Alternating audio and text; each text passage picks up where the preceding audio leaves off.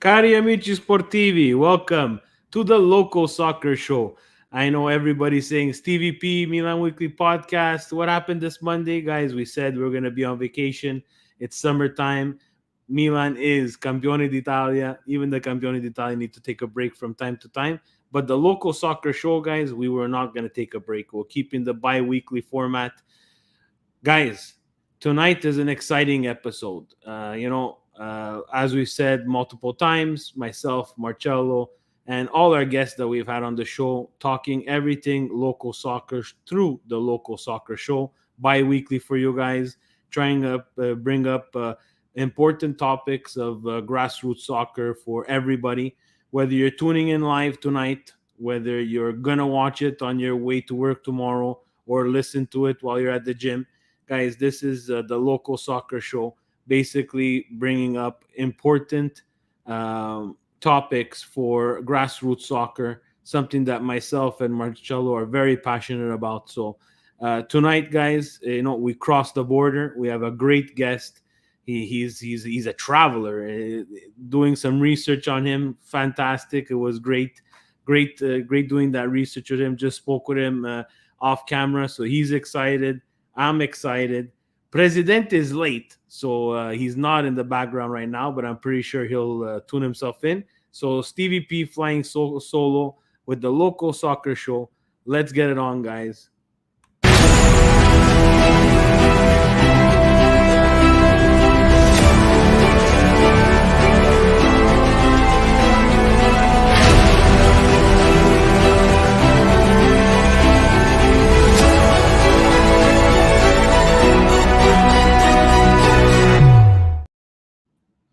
Guys, the Local Soccer Show is proud to welcome back via the internet back to Montreal, Domenic Pultrone. Domenic, welcome and thank you for accepting our invitation to the Local Soccer Show.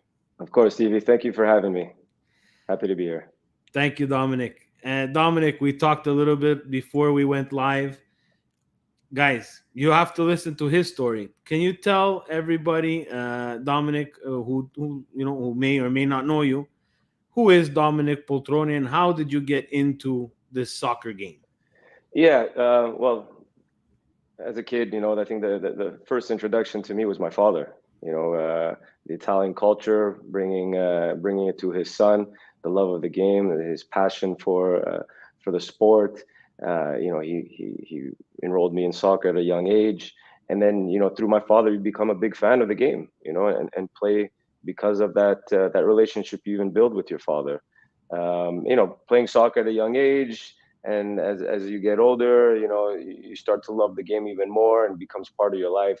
And playing through the ranks, through the youth to the AAA level, in my teens, all the way to the senior level. That's how I got introduced, through the father. And he was a big AC Milan supporter as well. So I'm happy that I get to speak here on the AC Milan club.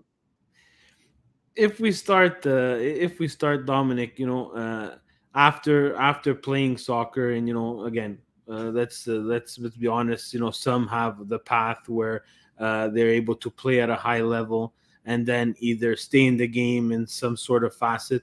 Some people play at a very high level and then they want to be out of the game completely. For you, once you stop playing, what kept you in the game?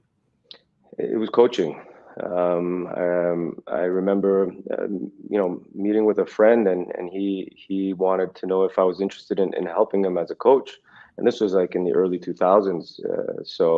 To remain in the game as a coach, it was sounded really interesting. To coach the first team, I think I coached was a U13 team, and I enjoyed it. I loved it. To impart that passion of the game to the players, and then from enjoying it so much, I was an assistant coach in Lachine at the U14 level. And then at one point it comes across my mind. I'm like, how could I make this a living one day? Can it even be possible to make a living out of this? I kept going, I would go to the coaching courses to get the badges.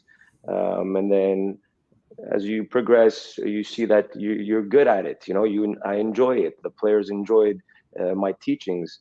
So I kept pursuing the coaching badges in Quebec. I went to the DEP, well, the children courses, then the DEP, then to the Canadian B license. And then in that process, you're meeting other coaches and other mentors along the way. And then, there was the chance to do the a UEFA coaching course. So then, made my way to England, did a course in England at St. George's Park, got the level 2, and then, at that point, now I was starting to build some momentum in coaching, thinking that this is a possibility actually to make a career out of this. I coached in the CDR for the regional teams in Lac Saint Louis, uh, the regional staff in Rive Sud as well. Then I continued pursuing my UEFA badges. I went for the UEFA B in Ireland, and then I went for the UEFA A in Ireland. And then in that process, you meet other coaches along the way that have the same aspirations of being a coach as a career. Um, and then you land a job. So from coaching in the Rive Sud, the Lac Saint Louis, then I became a director of development for Pierrefonds Soccer Club. Stayed there for several years, and then through that, you meet other like-minded individuals. We had a partnership with the Valencia club in Spain, where Nagatuzo just got hired as the head coach. Um, Granderino, Granderino. yeah, nice to see him there. And during that relationship with Pierrefonds and Valencia, I met Tony Hernandez, who was the methodology director at Valencia Academy. And then he became a mentor of mine, and again, learning through him and the relationship with him. And then how I made my way to the US is through the UEFA courses.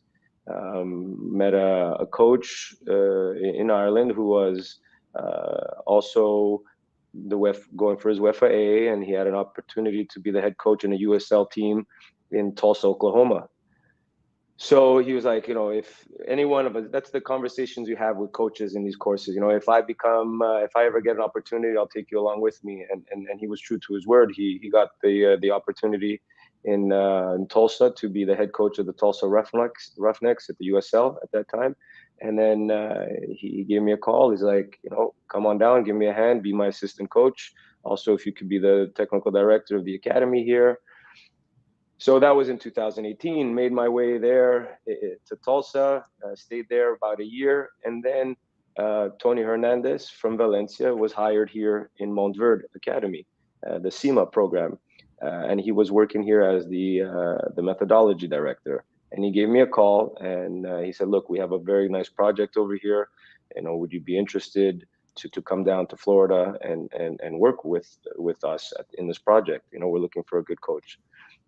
And then Tony, like I said, he's a mentor of mine. I learned a lot from him, and when he gives you a call to come and help him out, you do it. So I came down to Florida, and I've been here since 2019, 3 years. He left now. Now he is a technical coordinator at FC Barcelona in Spain. And he gave me the nod to take the position of methodology director at this academy here, and here I am, still What here, a academy director and head coach of the first team in the academy. what an amazing story. And from that summary, of course, I have tons and tons of questions. If we could start, you as a young man, still young, you're traveling, right? You're taking this big leap to leave Hmm. home. You're coming out of this comfort zone. Uh, Hmm. what advice would you have for a young coach who not gonna repeat exactly your steps, but he's thinking about going this route? What would be some of the advice that you would give him or That her? yeah, you're going to at some point doubt yourself and think that you know I don't think I can do this. Um, but deep down inside, there's going to be a voice that speaks to you that says, you know what, this is who you are. And here's, if you really want to do this, you're going to have to make these sacrifices and you're going to try to talk yourself out of it. But you just have to take that leap of faith. You have to just take that first step in that direction and then follow up with the second step. And then you'll see eventually it's not as hard as you first thought. You know, you're going to try to convince yourself not to do it, but if you really want to, you can do it. You just got to take that first step. And people are going to doubt you. People are going to discourage you from doing it. But you know, if you feel passionate about it and it's what you love to do, then you go, you do it, and you just listen to that inner voice that says, you know, yes, I can. I want to do this, and ignore all the naysayers or even your own naysayer up here. Yeah, sometimes we're our own worst enemy when it comes to things that we're trying to accomplish for ourselves. So Hmm. well said. Hmm. The other question I have for you, is the licensing. You can take us through that process. Like you Hmm. went England, you went Ireland for the two licenses. Is it a you chose those specific countries, or the UEFA program was being held in those countries? Can you explain people who might not know about those licenses what that was like? Yeah. So UEFA courses normally they're designed for the coaches in that country. So like Spain, Italy, England, they're designed for their own people, because it's a 1 year course. So they would require you to go maybe every 2-3 months to stay for a weekend, learn what you have to learn those 3 days, and then go back and apply what you've learned that weekend with your club team. And it's a 1 year process. Why I did England and Ireland, because they had offered for overseas coaches to do it in two blocks, 2 week 2 week blocks. So you go and you stay there, you sleep there, and you do the course for the 2 weeks, and then over the next span of 12 months, you do the assignments at home, and you do it virtually as well. You send in your documents, and then you return a year later to complete the last block of 2 weeks or 1 week. So England had offered it that way, and so did Ireland. And of course, it was in English, so I found it that it was easier for me to understand and do it in English. But yeah, that's why I chose England and Ireland. So that's an interesting sidebar question that I did not know. I thought that the licensing program would be universal for everybody because it comes from one body. Now Mhm. you brought up a very interesting point. And again, I can agree with that because Italians play and think of soccer, football one way. So do the Spanish, so do the English, and so do the Irish. So each course, depending on where you take it, you're getting the same license, but you may not be getting the same material. Correct. You may not be getting the same material. The English FA has their own methodology. The Irish FA have their own methodology. Spanish, German, they all have their own way. But it all has to fall align with the UEFA, like what UEFA wants. Okay. They create a backbone, and then these different countries branch out in their methodology for each Mhm. UEFA license that they're going to be handing out if they're giving the course in their country. Yeah, Oh, and that's it's very similar. There's a lot of similarities, but there are some differences. okay. Okay, very cool.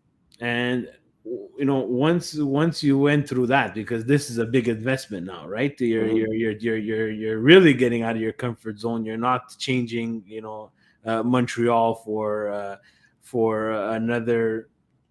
I'm gonna say North American city. You're crossing the ocean for 2 weeks, grabbing Hmm. a ton of material in a short span of 2 weeks, coming back home, and when you came back home now again, Dominic, I'm very transparent. people are going to know that you're going for this UEFA license. How did you feel your fellow coaches, your, how did you feel? Was it a support system? Was it a little bit of people trying to pick your brain, or was it people a little bit envious that you're going through this process? A little bit of both. You have those coaches that are interested in following the same steps, and they pick your brain. Like, what did you learn? How did you do it? How did you get accepted? I prefer. A lot of them were also expressing how they would prefer to do the UEFA over the Canadian courses, or even the American. So you have those friends or colleagues that are interested and are picking your brain, and then you have the others that are well, you don't have to go that far away to get a coaching license. Why don't you do it here? Or why you Canada soccer could give you the same thing, or Quebec soccer could give you the same thing. Why do you do it there? And then they would also challenge whatever was taught to me in Europe to what they believe is the right way. So, yeah, I did face both. Some that were interested because it was a path that they would like to take, and some that were just challenging it because maybe they wanted to do it, they never did it, and they think that you know what they did is enough, which it's fine. It It's is. It could fine, be enough. exactly. It could be, but others, it's okay to look outside as well Yeah. to learn. And again, to be devil's advocate, challenging something doesn't mean that it has to be a negative conversation. It could Hmm. be a positive conversation, right? We might not agree on certain things, and I'm pretty sure there was a whole, the fellow coaches that went through this licensing program with you. Like you said, you had a gentleman who again, he took on the job in the USL, and he kept his word that he was going to take you with him. There's Hmm. also, I'm imagine there's also other people that they didn't have that. You didn't have that similar relationships, not because you just don't see eye to eye, and that's okay, but it can still be a positive conversation. How do you feel like that? Do you find that's changing, especially now that you're in the US? Comparing the US to Canada and Europe, the way coaches share information, because that's something that's really important to me, because I'm old, but in terms of coaching, I'm very young, and Hmm. I'm a type of person that Dominic, I'm sorry, I'm going to tell it to everybody, and it's going to be live and recorded. I have your phone number now. I'm not shy to pick up the phone and send you a text. Hey, of course, understanding that you work. Dominic, I have a question about this. What do you can you think can help me? Hmm. You can answer, but I'm not afraid to do that. It seems like now I'm seeing this attitude where people are trying to keep everything very close to their chest, or don't want to share information, or are afraid to ask. Did you see a difference between, let's say, Canada, US, and Europe, of how coaches share or ask for information? Yeah, my experience in Europe and in the courses, it was from day one. It was, there is no right or no wrong answers here. However you see the game, or however you want to teach the game, there is no that's the wrong way to do it, and this is the right way to do it. Where my experience in North America and Canada, it was, no, this is the way. It's this way, and you have to follow what I I'm asking you to follow. So there was more of an openness in Europe, and then there was in North America when I first got on this pathway, and now to be able to share, I find that the higher, and I don't mean this in a way that, but when you are surrounded with coaches that do this for a living, that this is their life, and the right people, they're open to hearing both sides. They're open to hearing your side as you are open to listen to their side as well.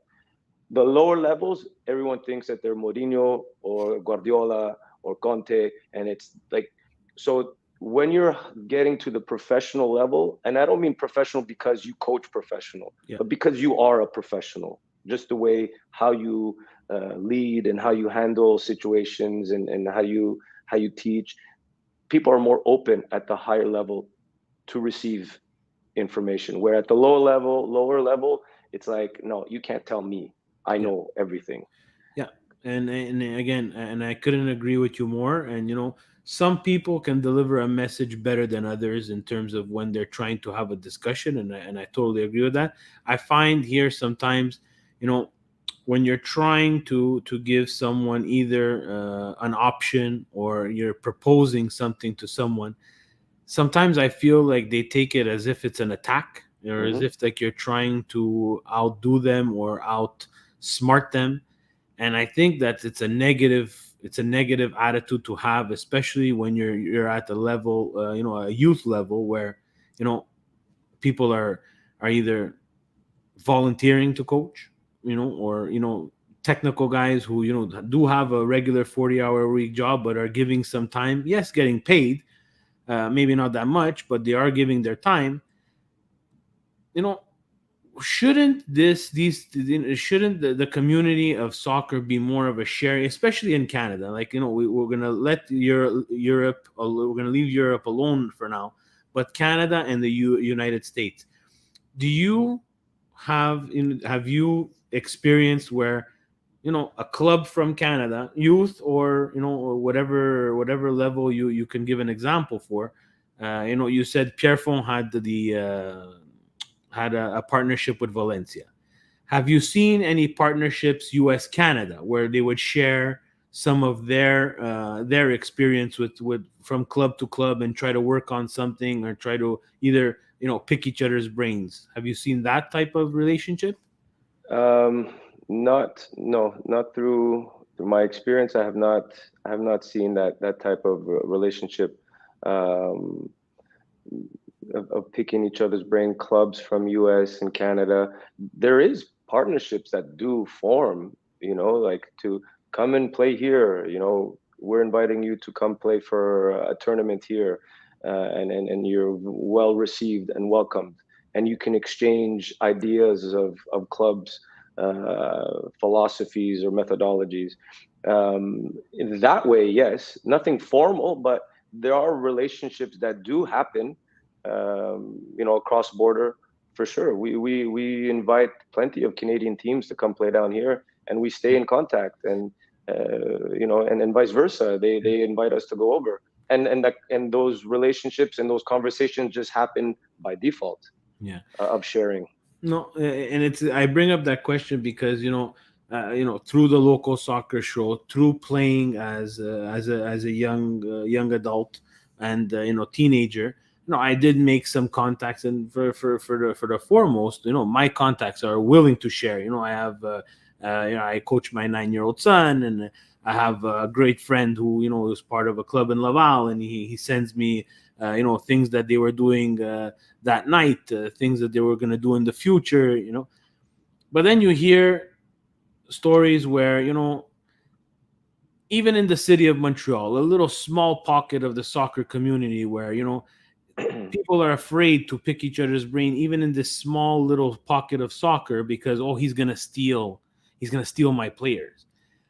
What do you think about that, especially for someone like you who's traveled and seen so much?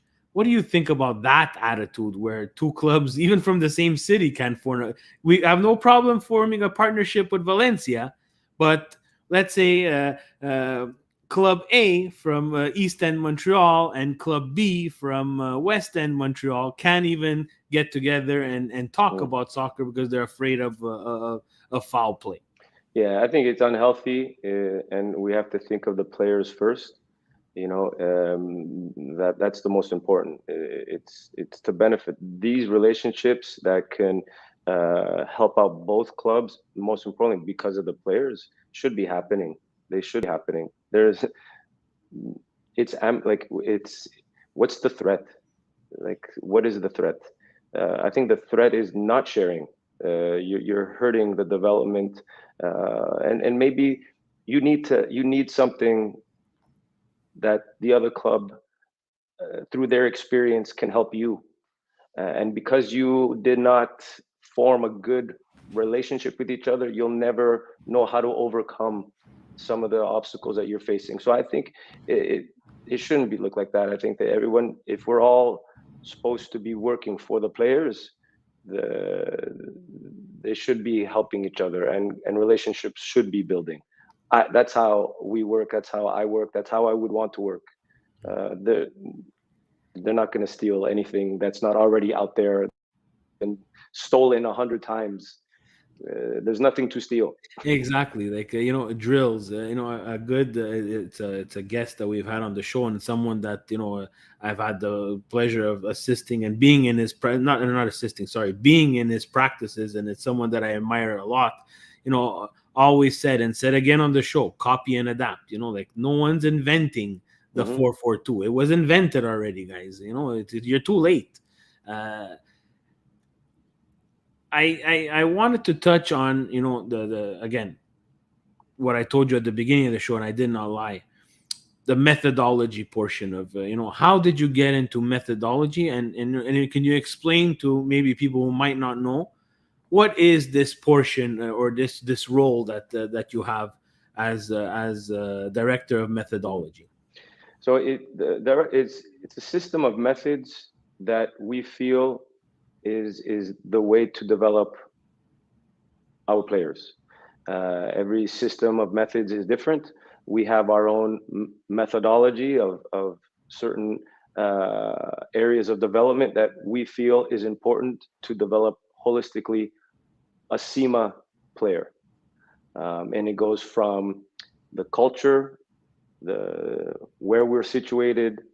So we're in Florida. What is the demographics in Florida? What is the climate here in Florida, and how does that impact our development? We're part of a school, so we academics is part of our development. We have also college and university opportunities for these players. We have players that come from all around the world. We have facilities. How can we use these facilities to develop our players? The resources we have through the school. So it's about finding what methods we want to use and put together to holistically develop our Montverde Academy or our SEMA player, which would be different than a club even down the street from us that maybe does not have academics part of their methods of development, or does not have the facilities, or even back in Montreal, even if you could be RDP in St. Leonard, even though they're so close, those two clubs can have very different methodologies on how to develop. So that's what methodology in a nutshell is the methods used to develop or create your structure, your development program. Very interesting. And you said you had the gentleman who was your mentor, and going on and now at Barcelona. So like the methodology is something that it's not something that you invented yourself. This is not a position. This exists at the Hmm. professional level, and it's something that I guess the club will again form and use for their own club. So now the academy the Monteverde Academy that you're at right now, this is their methodology of how they want. They're doing what's good for them and what's good for them. Correct. I understand that, and this is what brings up the burning question is because Canada, I don't know if you know Dominic, if you still keep in touch or know what's going on in Canada. Canada has switched to this CDC format where it's everybody's doing the same type of training across the board from it's nationwide. Quebec as a province is what I know that they're doing, and talking to people. It's the same type of drills that are given out to the different clubs, and it's a licensing program where the clubs can now have pass certain steps in their licensing journey to get a regional, provincial, or national license. But the training itself is focused on individual talent. And again, if you compare that to what you guys do at the Monteverde Academy, it, do you focus a lot on individual talent, or do you focus on team, or a combination, or a good medium of both? Well, it's Both. It's everything. It can't be one removed from the other. To develop the team, you need to also be developing the player. To develop the player, you need to be developing the collectiveness. Um, uh, there's a lot more. It's not just individual. It's not just collective. It's both at the same time. Uh, you also are you're working on the emotional side of the sport in the game, and with you need the collectiveness to develop the individual emotional side, how to manage moments of the game. So you still need the collectiveness of the game, the team, the 11 players versus another 11 players. I'm not sure if I'm answering it correctly You or are. understanding. You are. Uh, Again, the question is not a loaded one. It's just that I'm seeing. I come from the old school of soccer where yes, we didn't have the structures. We didn't have a lot of facilities. We did have old school parent volunteers that mhm, I'll speak for myself, either Italian, Latin descent, Greek descent, where they immigrated, then they're passing on what they learned to us. This is back, in the 90s, right? So it's a different time. And I get that things have changed. But for me, a lot of soccer was team. mhm, And I say this because the trouble that I'm having with my team now is the kids are, they're talented. They have skills that need to be worked on at 9 years old. What I can't wrap my head around, and I'm continuously fighting with everybody, is that how could these 9-year-olds not know what position they're playing on the field at 9 years old? mhm, And I'm not saying again that it's the CDC's fault or it's someone's fault. I keep on saying it every 2 weeks here. I think a medium needs to be found, because as you're working on the individual, like you said, you need to work on the collective as well. So what's mhm, happening is they're focusing on the individual, then we show up at a game and the collective is broken. And the collective is so broken, Dominic, that the score is out of control. And what I'm trying, again, you talked about methodology and mindset and so on. And I want to pick your brain about this. Right now my kids are having and not only my kids, I've seen it with other games that the kids are there's such a gap, because some teams are more structured than others, that the games are out of hand and the kids are not having that feeling of being tied 1-1 in the second half with 2 minutes to go and either win or lose that game. They've reached the halfway point and the game is already lost for them. So at 9 years old, they're losing. They're losing out on that feeling. How would you try to resolve something like that? With your experience, seeing that there's such a wide gap in terms of what's going on with these games, in terms of the mindsets of the kids, right? Because the last thing we want to do is not make them have fun. mhm. So to have players at 9 years old all over the place on the field, there must be some kind of structure. Like the coach, there has to be a starting point. Nine at 9 years old, it's what, 8v8 or seven No, v so seven, here in Quebec, it's a 7v7, seven v so seven, six and a goaler. six and a goalie. So at least the players have to know what position they play. Now, if they respect it or not, you know, they make some. You coaches make some corrections. But let's say the formation has to be established: a 3-2-1. Okay, so that we have a back line, we have two midfielders, we have an attacking player. That's the starting point. So that, and the roles and responsibilities have to be told as well. My wide players, I want you to always be staying wide, going up and down the flank. The central player, I want you to be central. Now, they may not get it at the beginning, but it has to be constantly repeated, repeated. And also on my side, at that age, it's very important that they all rotate positions, that they all play, so that they develop all new skill sets. You don't want to pigeonhole a player at 9 years old as a center back and he or she stays center back the whole time. And also, if this is long term development that we're talking about, as long, what's the most important at that age, at 9 years old, is that they're playing, that they're enjoying it, and that they remain in the sport till they're 16, 17, 18 years old. I or longer. understand that, or longer.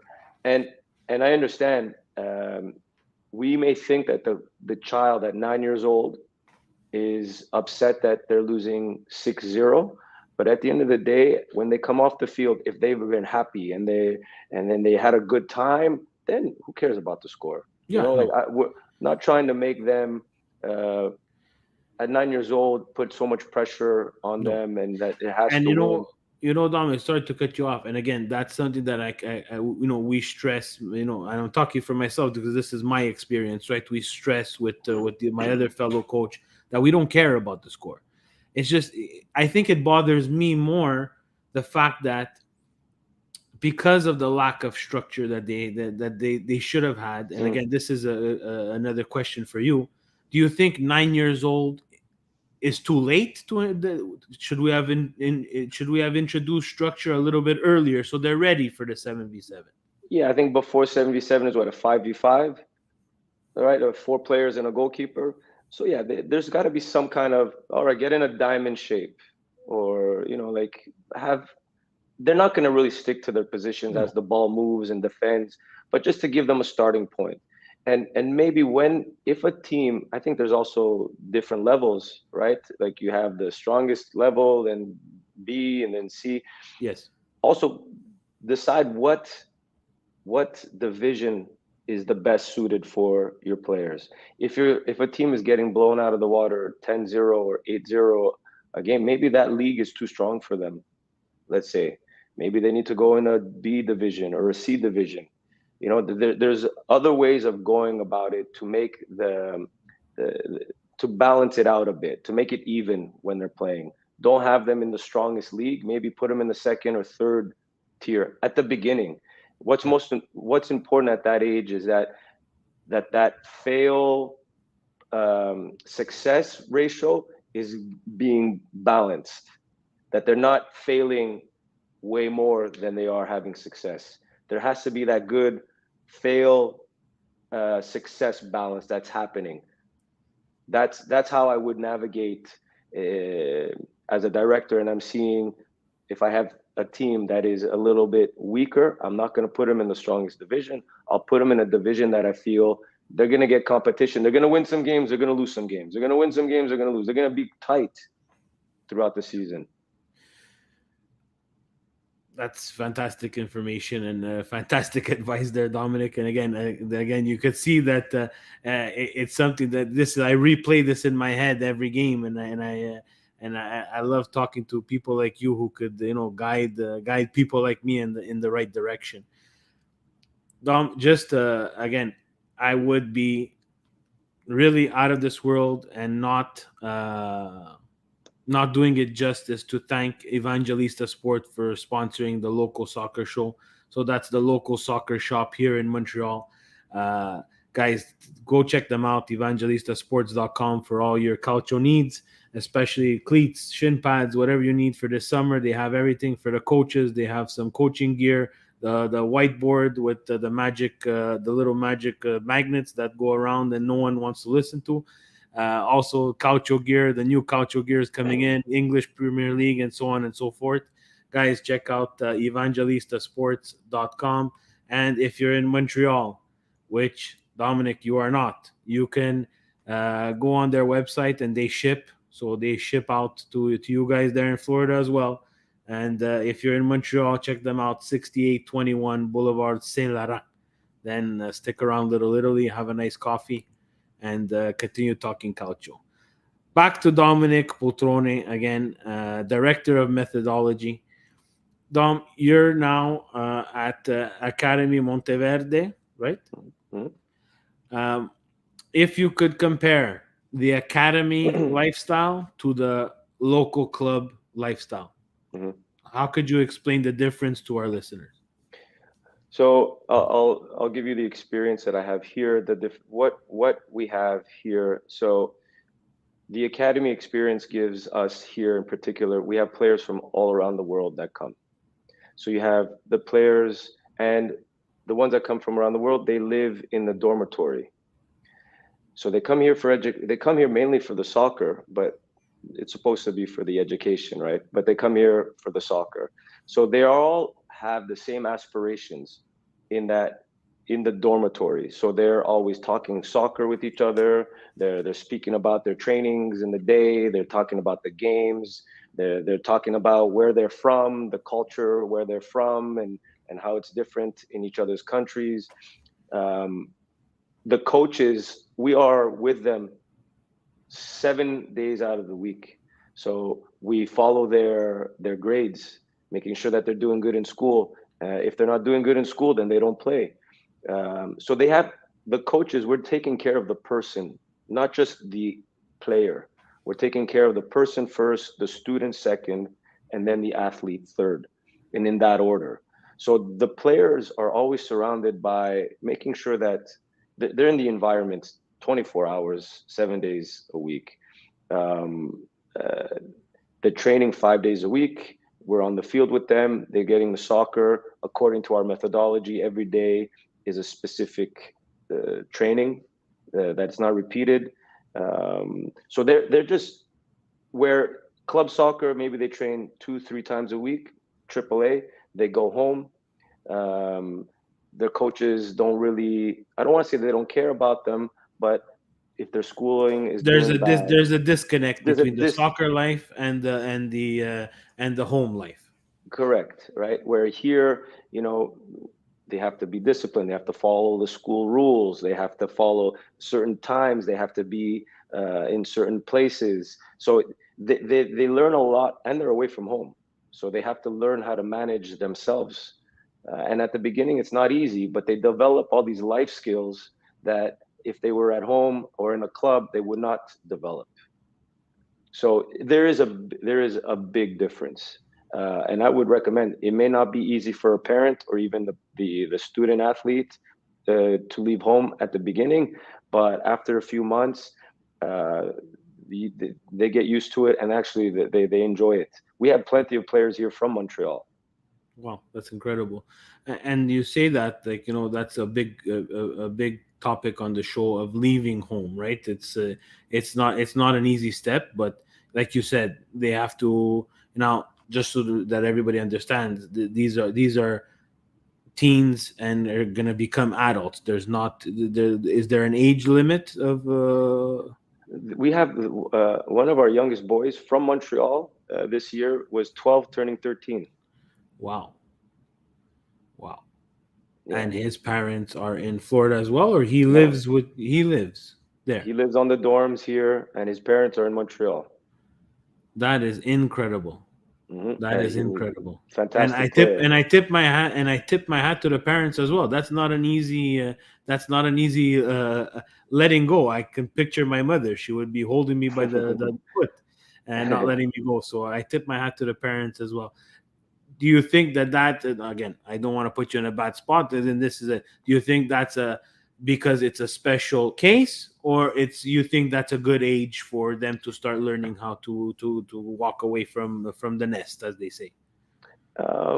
Everyone is different, and this boy in particular, he was struggling at the beginning, but he managed, and he finished the season. He finished the year. Another boy may not. Another boy might white flag parents. It's too hard for the parents. It's too hard for the child, and then they go home, and that's okay. This boy, he managed. He stayed the whole year, Well, and he grew. congratulations to him and to you guys for pulling that off, because that's not an easy feat. Hmm. uh, Again, so the academy, Monteverde methodology, also, again, as you can see, if we compare club and academy, especially here where you are in Florida, there's no it's you've made a commitment, right? And now I would be dishonest to everybody, like, this is I know the financial commitment to go to a club. Is it comparable with the academy, or it's a different ball game because there's no disconnect between family and home? Hmm. It's a different ball game. It's a different ball game. They live here. they eat here, they get an education. Um, they're all matches, travel, everything is included. They get their gear. Um, they get supervision 24 hours a day. So that it's a commitment. It's a commitment for a Yeah. family. No, no, for sure. And again, it's just again not to put you in a bad spot. We're not going to start calculating, pulling out the calculator and dividing the payments by month. It's just to give people some perspective that there Mm. is an academy route, but it's a different ball game than a club route. Yeah, and here most of the parents that um, uh, invest in their child to come here is because they want an education afterwards, after here. So a lot of them, they feel that this is the best route to get their son into a D1 college and continue playing soccer, or even possibly we have players that have come out and are become professionals that get signed for USL or MLS Academy or even uh, European teams. But it's with the long term goal. Yes. That's what the idea is to invest early so that they get an education and continue in college later at a much lower or even no cost. Yeah. So as a parent myself, I'm entrusting you guys to my son or daughter. There's male and female at the academy, correct? For the soccer program, the academy is male and female, but the soccer is just Just yeah, male. soccer's just male. So Mhm. I'm entrusting you, the academy with my son as a long-term investment, right? Not something short-term. This is not a one-year thing. This is you need to make this investment for the full stretch of the experience. The recommendation would be, the longer the earlier they start with us, the more likely they will get a good return on their investment. Some families do come for only 1 year or 2 years. They do get some return investment. Some maybe they won't, Yeah, because their son is not at that level. yeah. But we would say the earlier they get them in here, the more likely they'll have a good chance. Okay. The other question I would have is, of course, these parents, uh, how do I say this very, very politely? Some parents want to live their dream through their child. Hmm.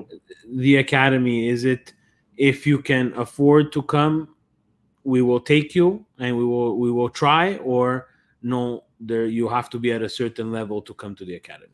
No, we take everybody, Okay. anybody that wants to come and go through the academic sporting academic route. We welcome them. Excellent. Thank you very, very much, Dominic. Again, Domenic Pultrone from Academy Monteverde in sunny Florida, where we told me maybe it's raining. Here in Montreal, it's Hmm. raining. Dominic, one last thing. Again, I'm taking up 50 minutes, more than we can talk for 2 hours for sure if we continue going. So I know you need to wake up tomorrow morning because in Florida, it's sunny in the morning and raining in the afternoon. So you got Best to time get is to the that morning. early training. Yeah. Uh, you talked something very interesting, right? So again, we all know that the price of an education in the US, especially at the university level, is quite expensive. uh, you know how is your partnership with the universities? Like you said, D1, do they welcome what the academy is doing? Do they? The we hold our own showcases. We've had 75 college coaches at our events show up. In speaking with a lot of the coaches, we are the ones that they like to come to more often than any other MLS Next Academy, another school. Uh, the reputation of the SEMA or Montverde Academy soccer program is in high regards in college coaches. Yeah, and this is probably me again. People from Milan Weekly Podcast, they know that I'm on the fly. I like to ask questions. If Mhm. you could, you've said it a couple of times. Is there a difference between Sima and Monteverde, or it's Yeah, what's the difference there? SEMA stands for Soccer Institute of Montverde Academy. Montverde Academy is the school, and SEMA is the soccer program in the school. They have basketball that's got another abbreviation. They Okay. got volleyball that's got another, baseball. Every sport has their own So name. SEMA is the shield for the soccer division of the academy. Correct. Right. And I'm Correct. saying Monteverde like as if it's from Italy, but it's Montverde from Florida. However, man, I'm saying it the same way too you when I can't started. you can't show the bosses there. The guy from Montreal butchered the academy's name. Dominic, what did you do? You're never gonna be able to come back. No, no. Dom, I like to do this at the end again.